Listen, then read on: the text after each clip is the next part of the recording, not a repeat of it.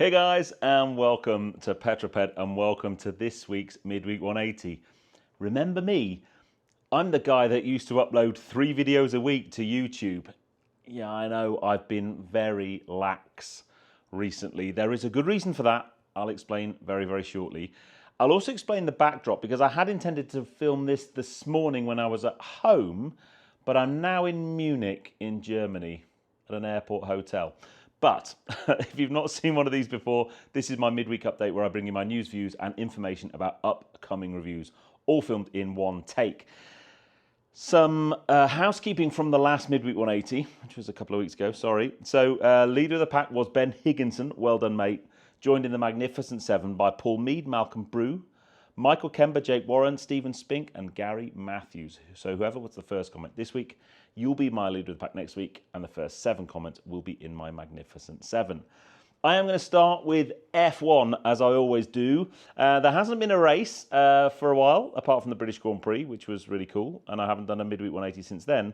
But the big news since the last time we spoke is Christian Horner has been fired from Red Bull. And I would love to know what you guys think about that. There are so many theories and conjecture and, ooh, I think it might be this. Ooh, I think it might be that. A mate of mine down the pub told me this. There isn't any official word for the exact reason why Christian Horner was fired from Red Bull after 20 years with the team and arguably one of the best records of any team principal ever through the Vettel era and then now through the Max Verstappen era. I have my own theory, and my own theory is it was Camp Verstappen, and actually I don't think it was Max, I think it was Jos Verstappen, and my gut feel says that Jos Verstappen said to Red Bull, if you want my son to stay with this team, Christian Horner needs to go. I think that is the most likely thing. Because, let's face it, if Max Verstappen left and the fact that Adrian Newey's gone, Red Bull would be in a world of hurts. So that's my gut feel at the moment. Let's see how it pans out. I still can't believe that there is debate and whether or not George Russell is going to stay at Mercedes. I think that's massively unfair to George Russell, who's been amazing there. He was basically, kept Lewis Hamilton honest last year and beat him on a number of occasions, and he's certainly been leading the team. I know Kimi Antonelli is the next big thing, and Mercedes have put a lot of money into him, and they would likely back him as a long-term prospect. But I think George Russell deserves better from the team and should have a contract ASAP. But that's my thoughts. What are your thoughts? Why did Christian get fired from the team? I guess there's all the personal stuff, the sexting that went on about 18 months ago. But there we go. That's my thoughts. I want to very briefly talk about Formula E. Now, last year I spent a lot of time with Nissan and the Formula E team. I went to the Tokyo Formula E race. I went to London. And when I went to Tokyo, I actually flew back on the same flight as Oliver Rowland and spent some time talking to him. Such a lovely guy. So I am absolutely over the moon delighted, both for Ollie and for the team, that at the weekend just gone in Berlin, he secured the World Championship in Formula E. And absolutely brilliant. There's still 2 races to go, including the last race of the season, which is in London.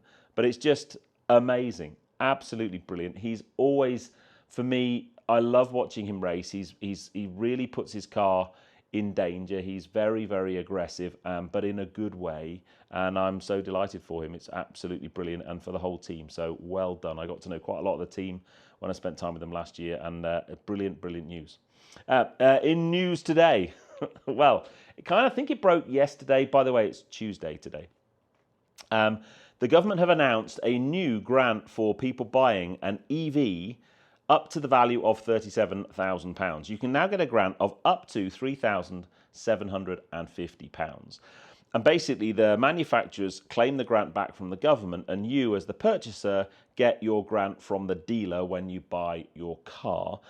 It depends on the car, obviously, and the grant ranges from £1,500 to £3,750. And it's an incentive to try and get people to buy more electric cars. For me, it's a sign that the ZEV mandate is really starting to hurt people in the auto industry. It's 28% of new car sales this year have to be full battery electric, and they are nowhere near that target. And this is just an attempt to try and make that work. If you read the news, and I listened to a couple of reports on radio stations and stuff today, they're saying the reason people aren't buying EVs is because there aren't enough chargers. I'm not so sure that is actually the argument. The charging infrastructure in the UK has got so much better in the last 2 or 3 years. Don't get me wrong, it could still get a lot better. But I think people EVs are too expensive. I know this helps a little bit, but honestly, instead of buying a brand new car, why don't you just buy a 2-year-old or 1-year-old one and save half the value of the car? That would be my route. You could get some mega deals for used cars in the EV space. Again, I would love to know your thoughts on it. I just don't think that the way to encourage people to go EV is through either funding through our tax payments, people buying a new car. I think if you were struggling to put food on the table, you'd probably begrudge that when the money could arguably go and be spent better somewhere else. Like maybe, I don't know, fixing the roads. That'd be good, wouldn't it? Why? Instead of paying people to buy a new car, you could put that money, I believe the government have set aside something like 850 million quid. They could spend that on the roads, fixing the potholes. That'd be good, wouldn't it? Anyway, that's interesting. Last few things. Goodwood Festival of Speed at the weekend, record attendance apparently. I wasn't there for the first time since 2009.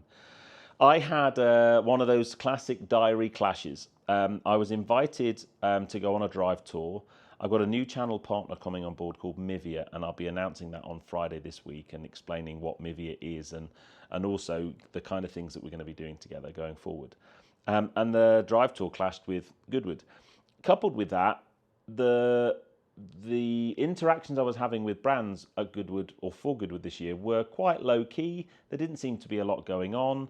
I didn't have any. I had a few offers of passenger rides, but no offers of drives. And I didn't really push too hard to engage with people. And the big thing, I didn't have any kind of paid work, because last year I did loads of stuff at Goodwood Festival of Speed over 4 days, all for free, and just felt like a mug at the end of it when I saw people, either hosting Q&As or presenting or doing partnerships. And I thought, I'll go to Festival of Speed if I'm getting paid. If not, I'll go and have a drive tour around Europe, and that's exactly what I did. However, I had massive FOMO because I was watching all the socials of all my mates doing amazing stuff and thinking, oh, damn, maybe I should have been at Festival of Speed. I guess the couple of things I want to talk about. Firstly, the M4 CS Touring had a whoopsie with the head of BMW M at the wheel. And we talk about that on the Drive Talk podcast at length. So tune in on Friday for the Drive Talk podcast. And we talk about lots of these things, actually, me and Pat and Joe. We get Pat on this week. And we've got some interesting takes on it. For me, I love driving cars up the hill at Goodwood. It's always an amazing experience, a real thrill. Having been a punter, to get the other side of the ropes and get to drive that iconic hill climb is amazing. But you are that far away from it going horribly wrong, because you want to drive fast enough so it looks good, but not so fast that you reach that point where you could potentially have something go wrong. And unfortunately, it went really badly wrong for the M4 CS Touring. And then also one of the drivers in the Red Bull F1 car, I mean, such an innocuous, it wasn't really an accident, it was more of a mishap, came out of the F1 paddock. There's a sharp right-hand corner, and just put lock on, and the car literally didn't turn. I don't know whether it ground out, whether the tyres were so cold, and it just went straight on into a hay bale and smashed up the front wing on the F1 car. Not good. But yeah, it did look an amazing, amazing event. And I will be there next year, faux show, because FOMO was too much for me to bear this year. I made a joke at the beginning of this Midweek 180 that I always upload stuff 3 times a week. I still have yet to miss a Friday upload in nearly 10 years. My challenge is I've come off the back of pretty much a month of, I had a week where I was at Le Mans. I then had a day at home. Then I went pretty much a week where I was at the N24. And then I came home and had a day at home. Then I went on a holiday for a week, which was lovely. I just had time away with Tracy. I put my phone in the safe. I had proper social media detox. I slept a lot. I was in the gym every day. I just reset myself physically and mentally, and it was wonderful. The downside of that is I didn't make any content. So suddenly the 2 edit file empties and I've got nothing to put out.